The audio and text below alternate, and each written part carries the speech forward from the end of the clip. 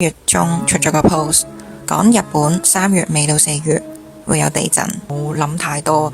我出呢個 post 原意純粹係希望啲人有警覺，唔好安排旅行，亦都希望當地住嘅人可以留意。我機緣下睇到原因係我有個客問我響3月嘅時候去日本安唔安全，因為好多人都已經講緊3月尾日本會有地震。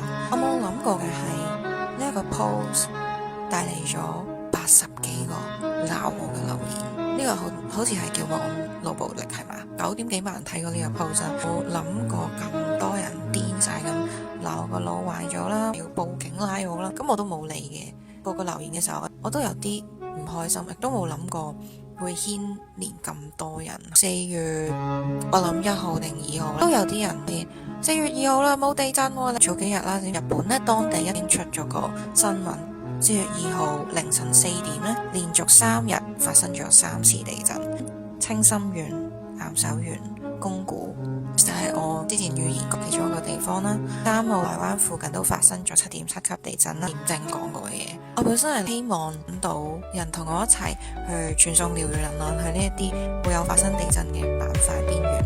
我冇做嘅原因係 send 完呢一個訊息下晝，我係揾咗師傅幫手解除我俾人攞咗之後嘅呢件事。師傅解決期間嗰下晝開始，佢已經叫我你唔可以做任何能量工作，不知所措嘅感覺。我有問題我就想快啲處理。首先我自己可以做咩先，我就做咗先。點知我就冇辦法。